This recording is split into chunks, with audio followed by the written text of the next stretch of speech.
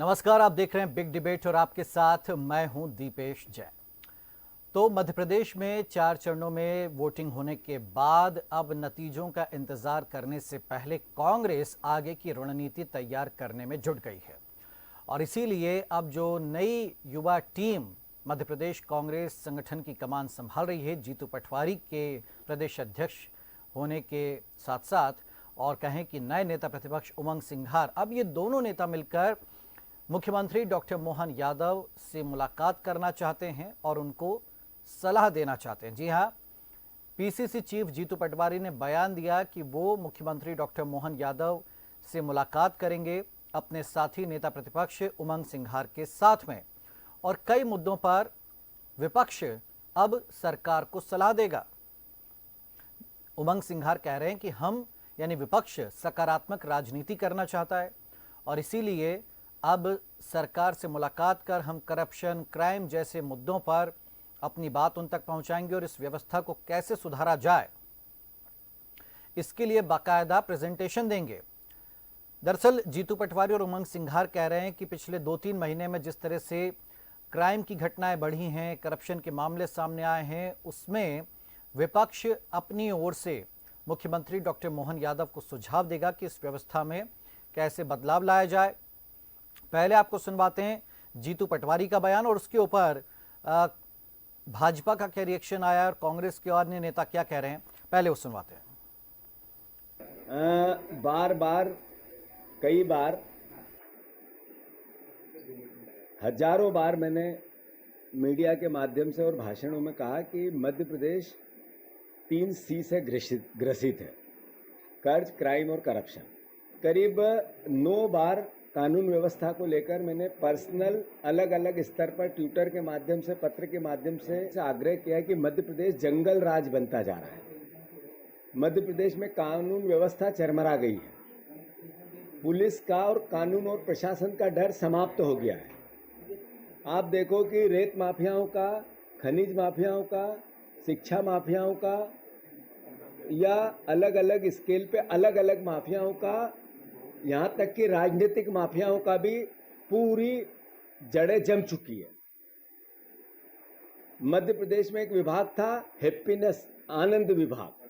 क्या हुआ उस हैप्पीनेस का और आनंद विभाग का? क्या स्थिति कर दी घर घर की सरकार ने, इस व्यवस्था ने, नए भारत में नरेंद्र मोदी और भारतीय जनता पार्टी ने। बार बार आग्रह करने के बाद भी आप गंभीर नहीं है कानून व्यवस्था को लेके। कांग्रेस पार्टी सकारात्मक विपक्ष का धर्म निभाएगी। हमने एक नेता प्रतिपक्ष के नेतृत्व में कमेटी गठित कर रहे हैं जो कानून व्यवस्था को लेकर जिस तरह की भयावह स्थिति है मध्य प्रदेश में और जंगल राज का जो टैग लगता जा रहा है, इससे मध्य प्रदेश बचना चाहिए। हमारा दायित्व है, धर्म है। सारी 2 महीने की घटनाओं को लेकर एक विस्तृत नोट बनाएंगे, एक व्हाइट पेपर बनाएंगे और सरकार को, मुख्यमंत्री को, इसको कांग्रेस पार्टी कैसे सुधारो उसके सजेशन भी देगी। हम उन लोगों में से नहीं है कि केवल आरोप लगाना और राजनीति के नाम पर रोज आरोप प्रत्यारोप की बात करना। प्रतिपक्ष जी से मेरा अभी चर्चा हुई है फोन पे, वो समय मांगेंगे और कांग्रेस का प्रतिनिधिमंडल मिलकर उनको कानून व्यवस्था कैसे सुधरे इसका सुझाव देगी। देखिए, जीतू पटवारी जी, उमंग सिंघार जी मुख्यमंत्री जी से मिले, अच्छी बात है और सारे नेताओं को, विपक्षी नेताओं को मिलना चाहिए। लेकिन जो कह रहे हैं लॉ एंड ऑर्डर की बात है, तो देखिए लॉ एंड ऑर्डर और क्राइम का जो ग्राफ है, मुझे लगता है कांग्रेस के नेतागण उसमें उत्प्रेरक का काम करते हैं। माननीय जीतू पटवारी जी हों, वो स्वयं ही उनके ऊपर अभी महिला अपराध के केस दर्ज हुए हैं जिसमें वो हाई कोर्ट में गए हुए हैं। उन्होंने अनुसूचित जाति की महिला में चाशनी और रस ढूंढने का प्रयास किया जिसमें उन पर FIR हुई है और वो खुद हाई कोर्ट गए हुए हैं कि कृपया वो FIR निरस्त हो, तो घुटनों के बल वो स्वयं पर हैं। और इसी प्रकार से माननीय उमंग सिंघार जी हैं, उमंग सिंघार जी के ऊपर भी जो एक कहें कि परिवार जो एक घरेलू हिंसा के केस भी हैं और उनके घर में उनकी महिला मित्र जो रहे उनके, वो उनकी मृत्यु भी हुई। किन कारण में हुई, क्या रहा, वो विषय है, लेकिन कहीं ना कहीं उनके दामन पर भी ऐसे छींटे हैं जो ये सिद्ध करते हैं। और साथ ही साथ अगर बात करें कि जो पूरा कांग्रेस का नेक्सस है, ये सब अपराध बढ़ाने वाला है और आप देखिए, चाहे वो सज्जन सिंह वर्मा जी हों, चाहे वो कहते हैं कि भाई मैं बेटियों की उम्र तो और विवाह की उम्र 18 साल रहने दो, 21 साल क्यों कर दे हैं, और 15 साल में ही तो माँ बनने की क्षमता हो जाती है, प्रजनन योग्य हो जाती हैं। जी दिग्विजय सिंह जी टंचमाल कहते हैं महिलाओं को, कमलनाथ जी आइटम कहते हैं, और उस आइटम कहने पर भी राहुल गांधी जी ने कहा था कि कमलनाथ जी को क्षमा मांगनी चाहिए, लेकिन कभी क्षमा नहीं मांगी। तो इस प्रकार से अपराधियों को बढ़ाने के लिए जो बयान होते हैं और संरक्षण देने का काम कांग्रेस का काम होता है। भारतीय जनता पार्टी तो अपराधियों पर वज्रदंड चलाती है। आपने देखा होगा, हमने अपराधियों के ऊपर बुलडोजर चला चला के 25,000 एकड़ से ज़्यादा की भूमि रिक्त भी कराई है। 1,000 के लगभग अपराधियों को जिला बदर किया गया है, राजसूका लगाई हुई है, तो NSA लगाए गए। इस प्रकार के काम मोहन यादव जी की सरकार के द्वारा किए जाते हैं। वज्रदंड और सुदर्शन चक्र मोहन जी का सदैव चलता रहता है अपराधियों पर। निश्चित तौर पर देखिए, विपक्ष की तो भूमिका होती है, सुझाव दें। कांग्रेस पार्टी निरंतर हमेशा गवर्नमेंट को आगाह करती है कि किस प्रकार से यहाँ पर आज मध्य प्रदेश की जो कानूनी व्यवस्था है किस प्रकार से चरमरा गई है। चाहे आप सागर में देखिए क्या हुआ, छिंदवाड़ा में 9 लोगों की मृत्यु हो गई, गुना में आपने देखा किस प्रकार से एक और पेशाब कांड हुआ। ये मध्य प्रदेश की छवि बने, ये कांग्रेस पार्टी और जीतू पटवारी जी नहीं चाहते। हम तो यही कहना चाहते हैं मुख्यमंत्री जी को कि सुझावों पे अमल करिए और प्रदेश को, हमारे प्रदेश को बचाइए। कानून व्यवस्था एक प्रॉपर तरीके से स्थापित हो और मध्य प्रदेश को शर्मसार होने से अब रोकिए मुख्यमंत्री जी। ये कांग्रेस पार्टी के आपसे विनम्र निवेदन है। चलिए, तो इसी मुद्दे पर हम चर्चा शुरू करेंगे। हमारे साथ कुछ खास मेहमान जुड़ गए, उनका हम परिचय करवाते हैं। सबसे पहले हमारे साथ में हैं वरिष्ठ पत्रकार डॉक्टर राजेश जौहरी जी, आपका बहुत स्वागत है। सुरेंद्र शर्मा जी हमारे साथ में भाजपा की ओर से, सुरेंद्र जी आपका स्वागत है। और पूर्व विधायक इछावर के शैलेंद्र पटेल साहब हैं, कांग्रेस की ओर से, आपका बहुत स्वागत है। पटेल साहब, तो अभी नतीजे आए नहीं, उसके पहले ही कांग्रेस एक्टिव मोड में आ गई है, और ये जो मुलाकात का वक्त मांग करके और फिर सुझाव प्रेजेंटेशन, ऐसा नहीं लग रहा कि सुझाव की आड़ में कांग्रेस फिर नए सिरे से सियासत करे? हालांकि नए लोग हैं, नई टीम है, तो जाहिर सी बात है उनको कुछ अलग तो करना ही होगा। वो सकारात्मक शब्द भी जोड़ रहे हैं, लेकिन अब जंगल राज से तुलना करना मध्य प्रदेश की 2-3 महीने की घटनाओं को लेकर क्या ठीक है? पटेल साहब देखिए विपिन जी, आपने 3-4 बातें कह दी। पहली बात कह दी चुनाव की, तो चुनाव होते क्यों है? चुनाव इसीलिए होते हैं ना कि प्रदेश में अच्छा राज्य चले, जो भी सरकार हो वो जनता की सेवा करे, एक हम शांति प्रिय स्थान पर हम रहें, विकास हो, इसलिए चुनाव होते हैं ना। तो चुनाव को आप प्रदेश की स्थिति को हम क्यों जोड़ रहे हैं? ठीक है, लोग चुनाव आते जाते रहते, लोकसभा हो गया, कुछ दिन बाद के पंचायत के चुनाव आएंगे, 2-4 साल 4 साल बाद विधानसभा के आ जाएंगे। चुनाव होना अपनी जगह है, ये तो निरंतर प्रक्रिया है। लेकिन अगर प्रदेश में कहीं क्राइम होता है तो उसके ऊपर विपक्ष का काम होता है आवाज उठाना। और अगर विपक्ष को लगता है एक तरफ आप ही दो या बातें आती है, रचनात्मक सहयोग भी करना चाहिए, तो रचनात्मक सहयोग कैसे होता है उसकी डेफिनेशन भारतीय जनता पार्टी के लोग बता दें। अगर आज करने की बात अगर जीतू पटवारी जी कहते हैं या उमंग सिंगार जी मिलना चाहते हैं, तो फिर आप उसमें अर्ज क्या है, एतराज क्या है? मानना ना मानना तो सरकार का ही काम है ना। अगर विपक्ष मिल लेगा या सुझाव दे देगा तो अल्टीमेटली तो उसको परिपालन करवाना तो सरकार ही करेगी ना। तो वो बात कहीं नहीं आ रही। मैं उनके भी प्रवक्ता की बात सुन रहा था, उन्होंने कहा उनके ऊपर अपराध कायम हो गए, वो अलग हो गए, वो विषय अपनी जगह है। अपराध कायम हुए, कानून अपनी जगह उनके ऊपर काम करेगा। अगर के जीतू पटवारी जी ने राजनीतिक रूप से कोई बयान दिया, उसके ऊपर FIR हुई है, ठीक है, कानून अपनी जगह काम करे। और वही कांग्रेस पार्टी चाहती है कि कहीं पे क्राइम होता है तो उसमें कानून में कसावट होना चाहिए। और प्रदेश के अंदर जो एक तरीके से लगातार घटनाएं हो रही हैं, तो जंगल राज से तुलना होगी तो नहीं होगी, तो कहां से होगी? एक परिवार की अगर 3-3 हत्याएं एक परिवार में हो जाती हैं, या जगह जगह हम देखते हैं कि संगीन अपराध हो रहे हैं, तो रोकथाम होना चाहिए या नहीं होना चाहिए?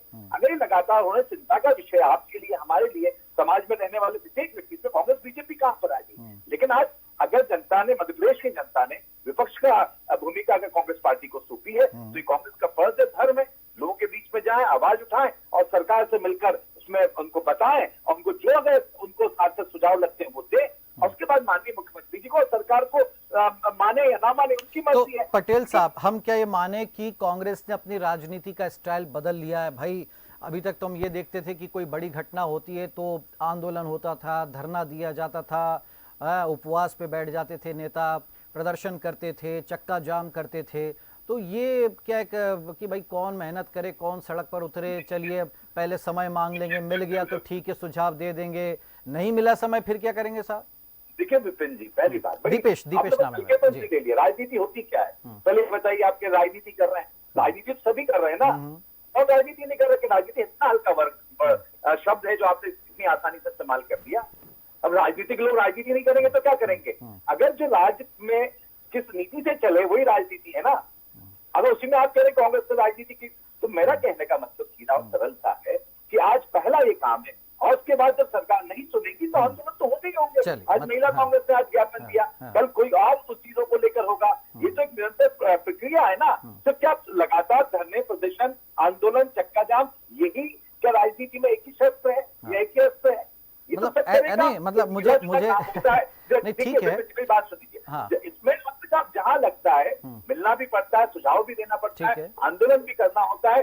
जब वैसा मौका आएगा कांग्रेस उस तरीके से करेगी। और जो मैं एक बात कहना चाहता हूँ कि सार्थक विपक्ष का अपना जो रोल मिला हुआ है उस सार्थक विपक्ष का रोल निभाएगी। अच्छी बात है। मैं ये बस इसलिए कि भाई कांग्रेस में देखिए नई टीम आई है तो नए विचार और नए तरीके से वो राजनीति करना चाहते। सुरेंद्र जी, अब ये तो आपको मानना पड़ेगा कि भाई अगर ये अभी किसी घटना को लेकर सड़क पर उतर जाते तो आप कहते देखिए साहब कांग्रेस तो मुद्दों की ताक में बैठी रहती है और लाशों पर सियासत करती, फलाना ढिकाना। लेकिन अब वो कह रहे कि भाई हम तो मिलना चाह रहे हैं, और विपक्ष जो आप कहते हैं ना सकारात्मक राजनीति, ये 18 साल से सुन रहे थे अभी तक कि भाई विपक्ष सकारात्मक राजनीति अब वो करना चाहते हैं। तो क्या ये जो कांग्रेस की ओर से जो प्रस्ताव आया है कैसा लग रहा है आपको सुरेंद्र जी? देखिए दीपेश जी, रंगा सियार की हकीकत हर कोई जानता है। कुल मिलाकर 4 जून को जो परिणाम आने वाले और उसके बाद जो हश्र जीतू पटवारी का और उमंग सिंगार का होगा, उसकी भूमिका उन्होंने पहले लिखना शुरू कर दी। हम तो साहब सक्रिय हैं, हम काम करना चाहते हैं। उनको समय मांगना चाहिए तो राहुल गांधी से मांगना चाहिए 4 जून के बाद इस्तीफा देने के लिए। दूसरी बात रही, एक कहावत है, अधजल गगरी छलकत जाए। अधूरा ज्ञान हमेशा खतरनाक होता है। शैलेंद्र भाई जरा अपने प्रदेश अध्यक्ष को पढ़ा लिखा दीजिए। एक अनपढ़ आदमी को, एक अनसमझ आदमी को अपने प्रदेश अध्यक्ष बना के रखा है। वो 3C कर रहे हैं, कर्ज, क्राइम, करप्शन। सी से कौन सा कर्ज बनता है? कर्ज अगर लिखना है तो कैसे होगा? क्या इंग्लिश में करो तो एल से होगा? आपका 3C यही फेल हो गया। ये आपके प्रदेश अध्यक्ष की हैसियत है। आपके प्रदेश अध्यक्ष को महिला में रस नजर आता है, आपके दिग्विजय सिंह को टंच माल नजर आता है। और जिस उमंग सिंगार के नेतृत्व में आप कानून व्यवस्था की समीक्षा के लिए कमेटी बनाओगे, उस उमंग सिंगार के घर में सोनिया भारद्वाज नाम की महिला ने आत्महत्या की। कोई बेशर्म कांग्रेस उसके घर मिलने नहीं गया। आप कौन से कानून व्यवस्था की बात करोगे? कभी आप सरला मिश्रा के चिंतन करोगे कि नहीं करोगे? गुनाह में कौन पार्टियों को संरक्षण देता है ये आपको पता है कि नहीं पता? और आपने जो इस बात को कहा, आप अफसर की तलाश में रहते हैं, सागर आप दौड़कर पहुंच गए।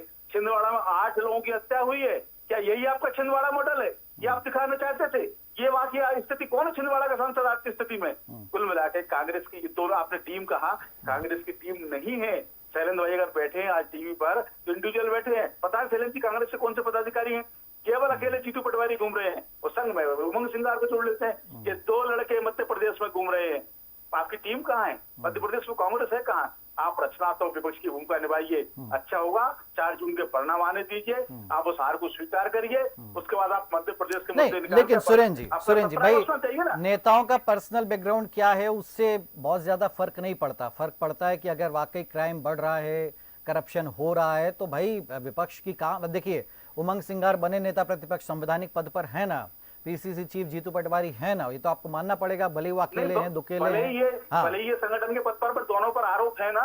नहीं ठीक है, वो देखिए हाँ, ये लोग किस मुंह से कानून व्यवस्था की बात करेंगे? अच्छा। आप चैलेंज पे जैसे कोई आदमी बात करे समझ में आता है, राहुल भैया जैसा कोई आदमी बात करे समझ में आता है, जनरल यादव ने किसानों को मुद्दा उठाया समझ में आता है।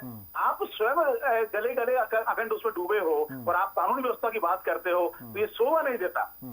शैलेंद्र जी क्रॉस कर दीजिए, वो अलग ही ले जा रही है भाजपा इस पूरे मामले को।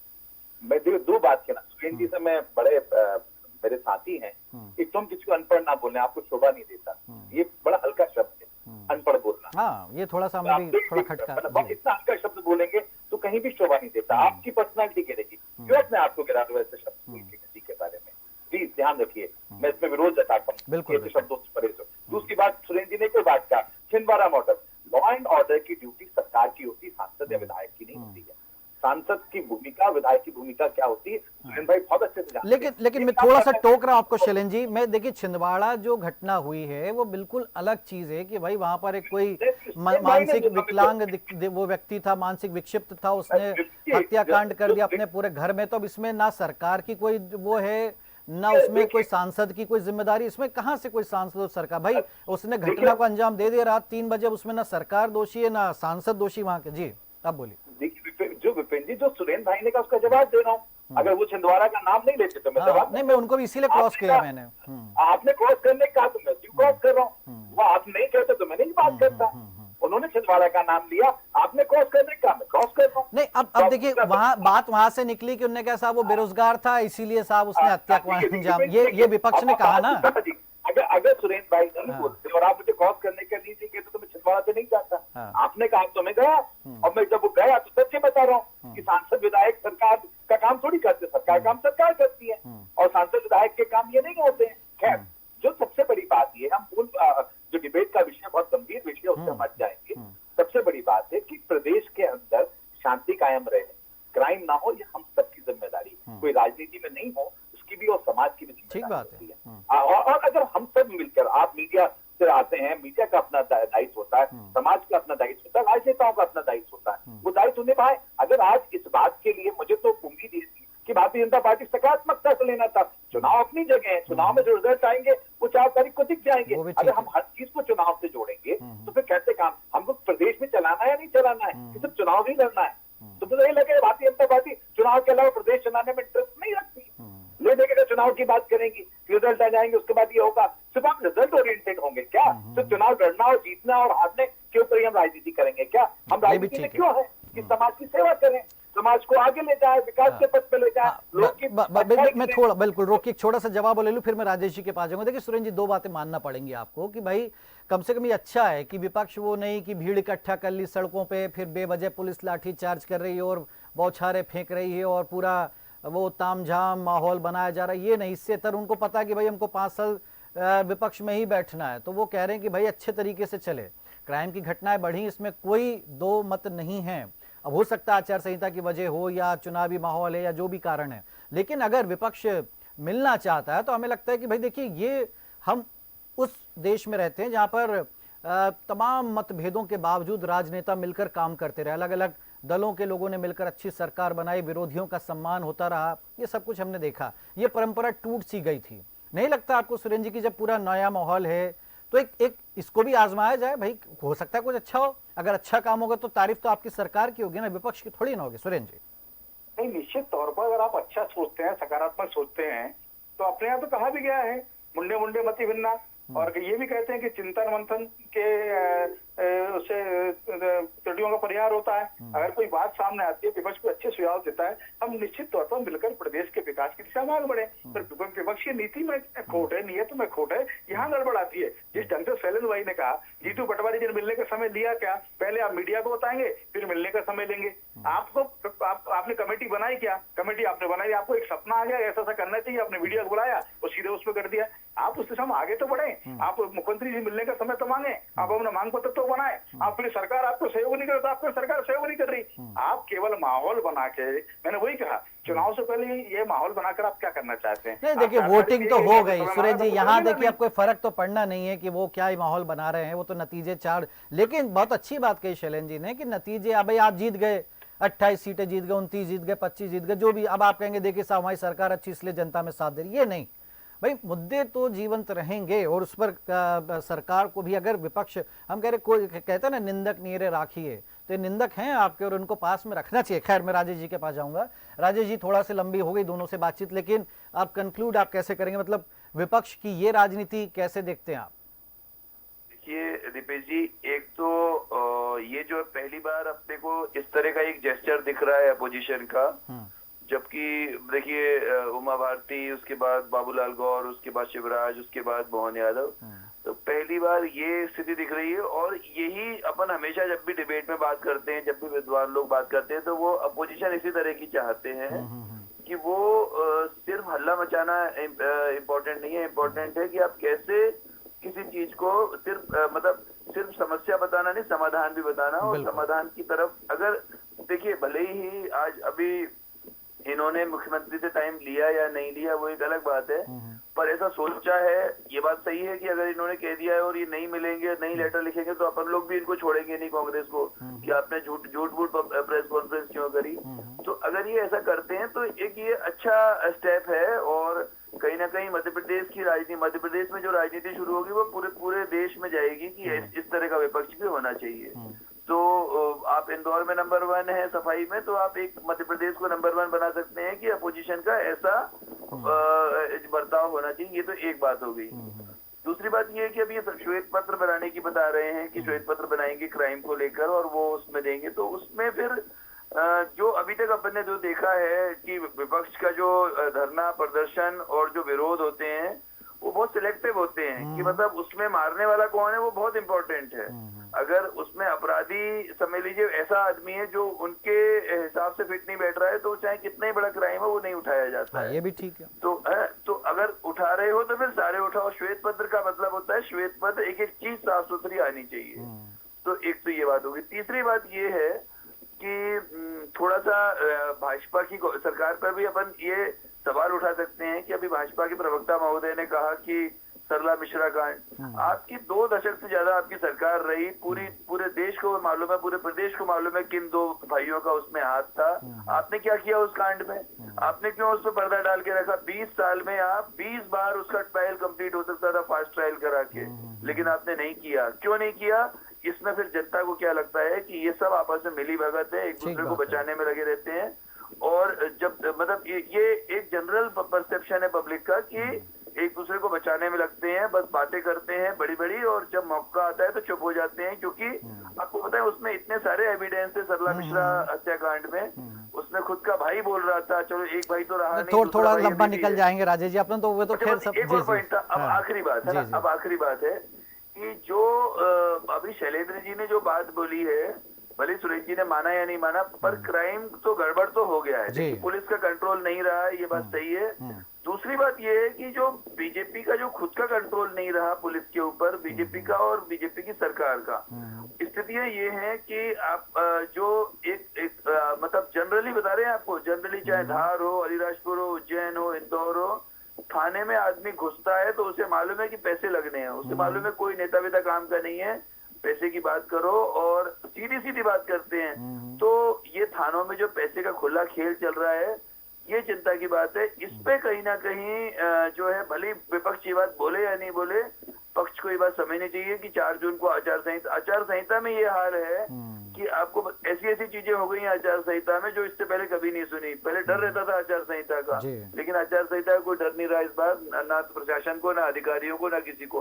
तो वो कहीं ना कहीं गवर्नमेंट को इस पे भले ही भाजपा जीतू पटवारी और उमंग सिंगार ऊंची लिखे या ना लिखे, पर आपको एनालिसिस करना पड़ेगा। आपके पास जानकारी सारी आती होगी कि लोग परेशान हैं, तो वो चीज पे ध्यान देना पड़ेगा। ठीक है सुरेन जी, राजेश जी भी कह रहे हैं कि भाई इसका स्वागत होना चाहिए, और हमें लगता है कि या आपको ऐसा तो नहीं लग रहा कि कहीं विपक्ष अपनी चाल में, एक नई चाल में फंसा रहा है सरकार को?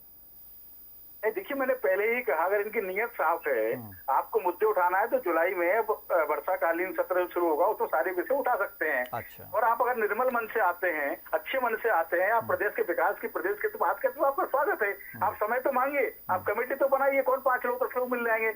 ना आपने समय मांगा, ना कमेटी बनाई, सीधी आप मीडिया में चले गए। हर चीज पहले मीडिया में लाना, फिर उसका क्रियान्वयन करना, ये भी ठीक नहीं है। आप कुछ करिए सही, आप अच्छे मन से काम करेंगे तो सरकार आपके साथ है। सत्ता पक्ष और विपक्ष दोनों एक पहिए के दो, एक सिक्के के 2 पहलू हैं, दोनों अगर अच्छी दिशा में चलेंगे तो मध्य प्रदेश का भी भला होगा। नहीं, अब नियत की अग्नि परीक्षा तो कैसे ली जाए, लेकिन शैलेंद्र जी भाई वो कह रहे हैं कि विधानसभा सत्र होता किस लिए, इसीलिए तो होता है, लेकिन उसमें हम अमूमन देखते हैं कि भाई वो लगा सत्र और हल्ला हुआ और वो कोई मुद्दा उठाया, उधर सरकार के आप दांव पेच में फंसे और फिर बस सदन स्थगित, हल्ला हुआ और वो कार्रवाई स्थगित, फिर 2 काम निपटाए और सदन। आप तो विधायक रहे हैं, आपसे क्या ज्यादा कहें, तो ये क्या इस बार सदन तक रुक सकती है क्या विपक्ष, या रुकना चाहिए, या फिर उसके पहले ही मेल मुलाकात हो जाए? उसके लिए क्या बहुत सीरियसली गंभीरता के साथ प्रयास होंगे? और ये जो कह रहे सुरेन जी कि भाई मीडिया में आके पहले हवा बना दी, आप या तो पहले समय मांगते, लेटर लिख ही देते पटवारी जी की भाई हम आ रहे हैं इतनी तारीख को, या आप हमें समय दे दीजिए, तो क्या वो ठीक नहीं रहता शैलेंद्र? दीपेश जी, दो सवाल आपके हैं। पहली बात, विधानसभा का अपना कार्यकाल होता है, एक समय होता है, और मैं ये नहीं कहना चाहता कितने कम चल रही, वो एक अलग विषय किसी दिन और डिबेट पे अपन बात कर लेंगे। कितने दिनों के लिए होती, कितने मुद्दे आ पाते हैं, कितनी चीजें वहां पे ला पाएंगे, नंबर एक।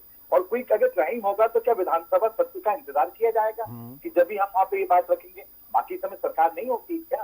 आम जन और जनता के लिए, मिलने के लिए नहीं होती है क्या? मत मानो राजनीतिक दल, मत मानो विपक्ष, एक आम व्यक्ति भी सरकार से मिल सकता है कि नहीं मिल सकता है? फिर अगर कोई विपक्ष को जिसका दर्जा प्राप्त हो, आपने सीएलपी का दर्जा सरकार नहीं दिया है ना, नेता प्रतिपक्ष का संवैधानिक पद है, अगर वो मांग की अपने मिलने का समय मांगते हैं तो संवैधानिक व्यक्ति को अगर आप समय देने में ये सारी बातें आएंगी। इसका तो ये होना था, अभी तक हमारे सीएम साहब को कह देना चाहिए कि नेता प्रतिपक्ष की ओर से अब ये बात आई है या कांग्रेस की। जी कब आ रहे हैं बताइए हमें मिलने के लिए, तो कौन बड़ा होता? वो बड़े होते हैं इस डिबेट से, वो बड़े होंगे। नंबर एक। नंबर दो, जो आपने एक बात कही है इन सब चीजों को लेकर कि देखिए जो अपना विधानसभा सत्र आएगा, जब वहां पर उस तरीके से उनको चीजों को किया जाएगा, सरकार को अलग तरीके से घेरा जाएगा, लेकिन जब तक नहीं है, जब तक तो ये हम लोगों को अपना अपना कदम उठाना पड़ेगा। ठीक है राजेश जी, तो भाई अब सरकार के पाले में गेंद है, क्या करना चाहिए? डॉक्टर मोहन यादव बहुत वो विद्वान हैं और सब राजनीति के पूरे वो मंझे हुए खिलाड़ी भी हैं, क्या वो समझ रहे होंगे कि विपक्ष ये कदम क्यों उठा रहा है? क्या नीयत, जो कह रहे हैं कि नीयत साफ होगी सुरेंद्र जी, क्या उनको समझ में आएगा कि किस नीयत से कर रहा है विपक्ष ये सब कुछ?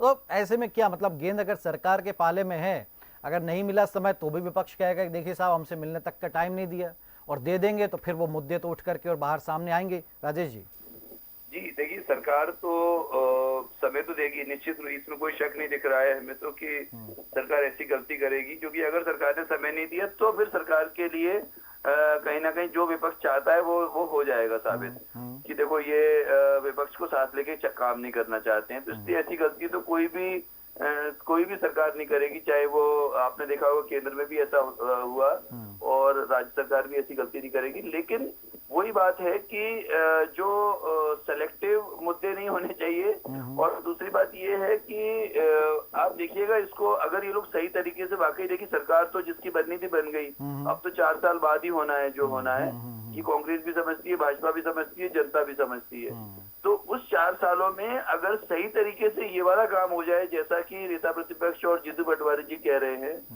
और तो आप ये मान के चलिए कहीं ना कहीं अगर उस क्राइम में 5% का भी अंतर आ गया। अच्छा, और अभी एक बात और है कि जो विपक्ष हमेशा कहता है कि मध्य प्रदेश क्राइम में नंबर 1 है, वो गलत बात है। अभी आपसे बात करते करते CCTV चेक किया, वो कोई सही चीज नहीं है। लेकिन हाँ ये है, नंबर 1 होना इम्पोर्टेंट नहीं है, इम्पोर्टेंट है क्राइम क्यों हो रहा है। क्राइम होना ही नहीं चाहिए बिल्कुल। तो इसलिए हमको तो उस जीरो क्राइम की तरफ जाना है, और जीरो क्राइम की तरफ तभी जा सकते हैं जब देखिए पुलिस, अभी एक बात आखिरी बतानी थी कि ये विपक्ष और पक्ष दोनों मिलकर कर सकते हैं कि आज भी पुलिस के लिए, पुलिस के ऊपर अगर कोई आपको कोई कार्रवाई कर रही है तो वो सरकार के भरोसे चलता है। अगर उसने अपना ट्रांसफर करा के आ गया तो वो थाना प्रभारी या एडिशनल SP या DSP या कमिश्नर सिस्टम के अधिकारी वो कहते हैं अब कुछ नहीं बिगड़ना है, अब तो अपन अपना काम करा के 2 साल के लिए आए हैं, उसके बाद डरते ही नहीं किसी से। तो एक हर जिले में एक पुलिस का शिकायत प्राधिकरण, जो कि मलीमत कमीशन से लेके हर कमीशन ने जो बोला हुआ है कि उनकी कमेटी होनी चाहिए और उसका बिल्कुल संवैधानिक पद होता है, तब जाके पुलिस पर कंट्रोल होगा। जब उनको एक बार डर तो रहे कि कोई शिकायत होगी तो कुछ होगा। अभी आज कोई डर नहीं है, और बस छोटे किसी न किसी नेता की जो अपन ये कहना तो नहीं चाहिए वो शब्द, पर किसी न किसी नेता के साथ हो जाते हैं और अपने आप को सेव करते रहते हैं। तो ये जरूरी है, क्राइम तभी रुकेगा, ऐसे नहीं रुकेगा। बिल्कुल, नियत दोनों तरफ से साफ होनी चाहिए, केवल इसको सियासत का मुद्दा नहीं बनाया जाना चाहिए, क्योंकि करप्शन या क्राइम जब भी होता है, और क्राइम से तो आम आदमी सीधे इफेक्ट होता है, इसीलिए इस पर सरकार को ध्यान देना चाहिए। और विपक्ष वाकई क्या सकारात्मक राजनीति करना चाहता है या फिर सरकार को उलझाना चाहता है, इस पर रहेंगी नजरें। शुक्रिया आपका शैलेंद्र जी, सुरेंद्र जी और राजेश जी हमारे साथ इस चर्चा में जुड़ने के लिए। तो अब देखना है कि क्या जीतू पटवारी और उमंग सिंघार की मुलाकात मुख्यमंत्री डॉक्टर मोहन यादव से हो पाती है या नहीं हो पाती है, इसी पर सियासत चलते रहती है। फिलहाल बिग डिबेट में इतना ही। आप देखते रहिए DNN न्यूज़। नमस्कार।